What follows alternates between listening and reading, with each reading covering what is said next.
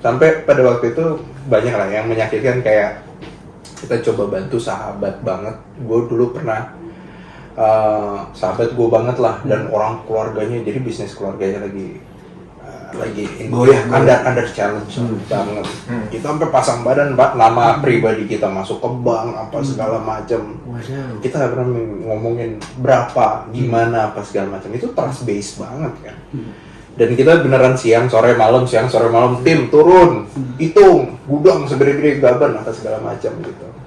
Terus pas di ujung-ujung nih, udah ujung-ujung deadline, kita cuma nanya, ini nanti kalau kita masuk, karena itu penentuannya hidup dan mati, Pak. Kalau kita tanda tangan tuh waktu hari itu berarti nama kita tuh bisa kesangkut, kelibet-libet, ya bisa sampai di jeruji besi tuh, bisa jadi itu.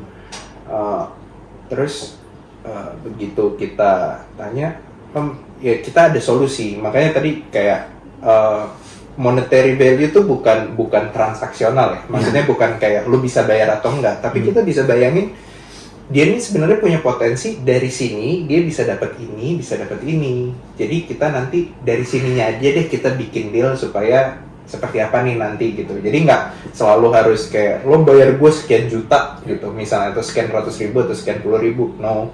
Tapi kalau gue ngeliat lo tuh ada potensi loh, kita tuh ada potensi, lo tuh ada potensi ini, lo punya skill ini. Kalau lo buat ini, lo tuh bisa punya pendapat tuh gini karena ininya begini misalnya gitu. Nah dari situlah nanti lo bayar kita, nggak apa-apa pembayarannya gimana, nanti yang paling nggak deg-degan Pak Adit gitu nih, bayar gajian anak-anak gimana gitu misalnya gitu.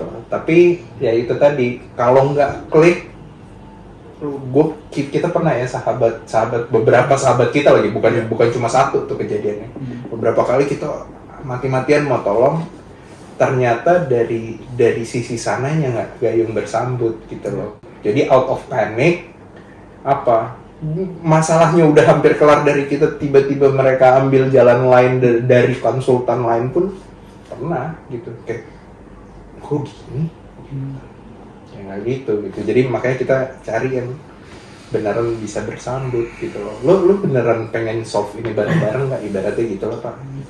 Makanya kita agak susah kalau misalnya kita ikut kayak tender gitu-gitu, agak susah karena one directional kan. Pernah gitu coba, berat banget. Tapi lu masih main Bumble?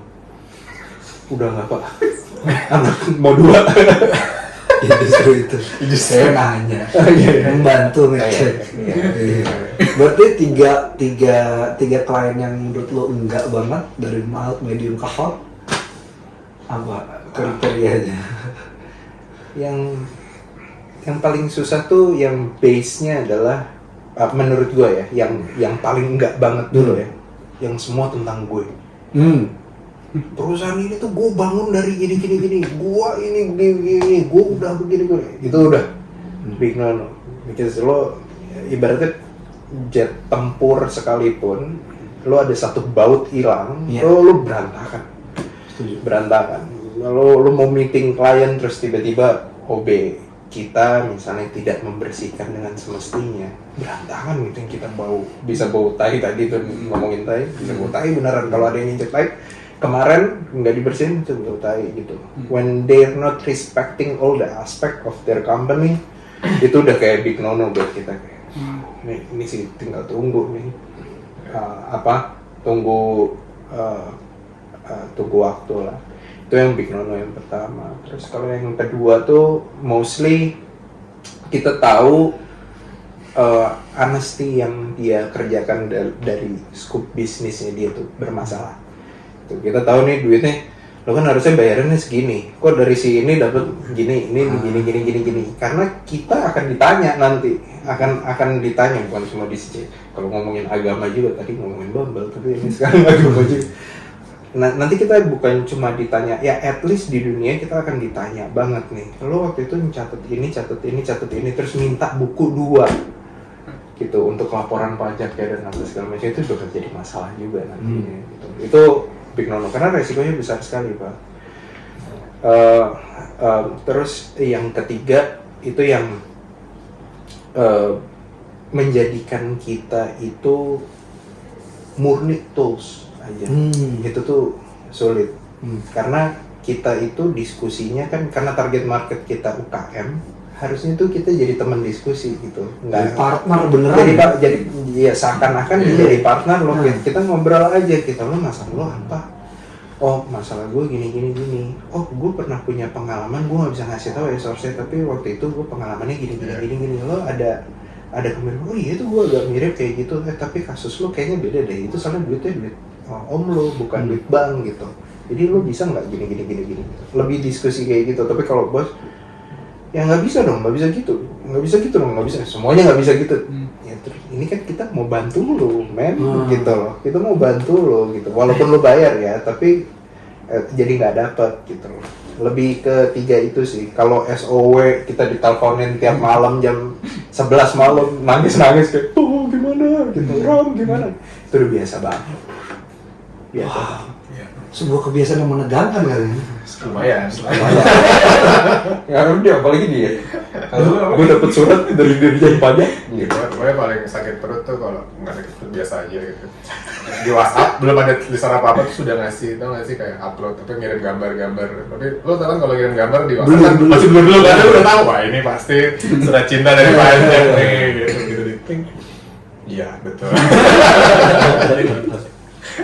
Ya, tapi itu part jadi konsultan juga sih, karena itu kan tanggung jawab kita, sebisa mungkin kita juga bisa solve gitu ya. Tapi tadi mungkin nambahin itu juga, TNT ini punya value bahwa kita ini apa yang kita kerjain ya lurus-lurus aja sebetulnya. Jadi kita nggak mengadvise klien kita untuk main. Apa kata-katanya, bukan main ya, sedikit keluar jalur gitu. Jadi biarpun akhirnya keputusannya adalah seperti itu, kita udah memberitahukan ke mereka segala macam resikonya gitu. Jadi di kita pun juga kita tahu caranya seperti apa, tapi itu secara etik tuh kita nggak bisa gitu. Tapi kita bisa kalau misalkan kadang-kadang ide dari mereka sendiri gitu, temen gue kemarin konsultan pajaknya bisa konsultannya bisa gini gitu, lo bisa nggak? Ya tergantung gitu kan, kita akan ngasih lihat nih. Pokoknya harus karena namanya pengusaha itu ya, owner apalagi gitu ya, itu kan apa sih kata-katanya, banyak input dari mana-mana ya. Jadi misalkan lo ngobrol sama gue hari ini, besok gue udah ngasih advice nih, besok lo telepon bokap lo gitu tiba-tiba, konsultannya Papu gini bisa, gampang, ntar tinggal telepon gitu. Lo kesini, lo bego tuh gini gitu. Besok lo ketemu gue udah beda lagi gitu kan. Nah tapi kalau gue di sini sama Ramano itu sih kita nggak khawatir, karena kita udah punya value itu. Kita pengennya tidur nyenyak aja sih kalau malam sebetulnya gitu. Dan kita pengen klien-klien kita juga tidurnya nyenyak gitu.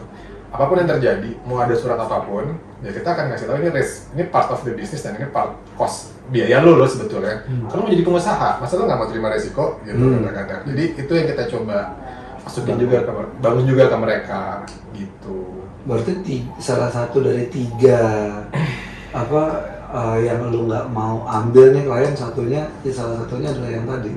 Yang terlalu cowboy gue nggak mau. Yang terlalu cowboy. Iya. Dan itu bisa udah kelihatan sih di depan gitu. Ya jadi teman aja. Kalau sedih kerjaan. Karena laptop sih kita buka terus gitu. Udah mengebakar jembatan lah ya. Enggak, kita nggak pernah ngebakar jembatan. Pun kadang-kadang suka ada kejadian kayak klien mungkin sempat ya keluar dari kita gitu ya, misalkan dengan berbagai macam itulah problem atau alasan, akhirnya balik lagi ke kita. Itu kejadian berapa kali gitu, karena iya nggak tahu ya, mungkin karena mereka juga ngelihat ya value kita ada nih, TMB ada value-nya, dan dia pasti akan bandingin dengan yang di luar juga kan. Guys, kita sih nggak bisa bilang ini kan bisnis cocok-cocokan ya, kayak relationship gitu ya. Ya kalau kita nggak bisa handle dia, ya bukan salah dia, bukan salah kita menurut gue gitu ya. Mungkin emang belum nggak jodoh aja, belum waktunya, belum saatnya, jalannya belum ketemu, ya nggak apa-apa, nanti personal. Tapi biasanya 50% sih ketemu lagi. Di Jakarta gitu doang ya biasanya. Kalau lo di UKM ya?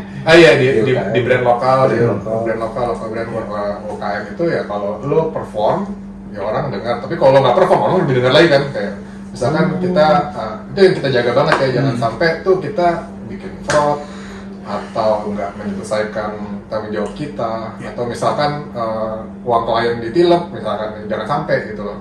Jadi itu yang kita jaga banget, karena nama baik kita, karena juga service ya, trust itu yang kita jaga banget sih, yang gue takut banget sampai rusak. Yang dua itu tadi yang terlalu cowboy itu di nomor 1, nomor 2 atau nomor 3? Kalau cowboy ya, kalau cowboy mungkin nomor 2 kali. Karena itu kan bisa ngerusak Betul. yang tadi juga value lo yang Betul. lo udah bangun dan lain-lain kan. Betul. Karena kesalahannya dia, karena dia cowboy, bukan salah gua, salah tempe. Bisa jadi. Bisa jadi kan. Tapi part of ego juga ada, klien-klien yang ego Hmm. terlalu tinggi kan ya Iya. buat mereka yang bener dia terus. Iya. Mungkin dia nggak cowboy tapi ego dia tinggi gitu. Iya. Apapun yang kita udah kasih, hasil jelek segala macam, padahal ada banyak yang harus dilihat ya bisa jadi juga kan sama gitu. Jadi ya tadi engagement awalnya cocok-cocokannya tuh gimana sih? Karena banyak klien-klien kita tuh akhirnya jadi kayak teman gitu ya jadinya. Jadi mereka tuh biar udah gak jadi klien masih telepon, ini gue ada referral nih buat lo, atau misalkan kita juga gitu ya, ini ada orang nyari ini brand lokal, mau nggak nih gue temuin. Jadi lebih enak tuh sekarang udah masuk kayak ke komunitasnya itu, jadi kita udah saling bisa nyambungin juga gitu loh. Itu yang kita jaga banget sih, dan baru kerasa mungkin di beberapa tahun terakhir ya gitu. Karena mereka semua udah mulai berkembang gitu kan, klien-klien kita. Malah happy kita ya kalau ada klien Happy keluar banget, happy karena banget. mereka dapat injection gede, terus ada professionals yang beneran nanganin beberapa area yang tadinya kita tanganin, kita malah happy. Berarti kan bandwidth kita bisa kita allocate to another UMKM kan pada akhirnya. Iya, betul. Dan yang kalian bangun berhasil gitu kan. Ya Bisa bareng-bareng ya, dibilang bareng-bareng Iya. bareng-bareng sama si klien kita ternyata as simple as laporan keuangan kita diterima tanpa di challenge gitu, ditanyakan bahwa ini semuanya pencatatannya benar, terus datanya ready, Ya. mau slice berapa, periode ini ada, dan adanya tuh nggak dipertanyakan lagi bahwa ini udah sesuai, dan buktinya udah ada dan apa segala macam, itu tuh jadi kepuasan banget.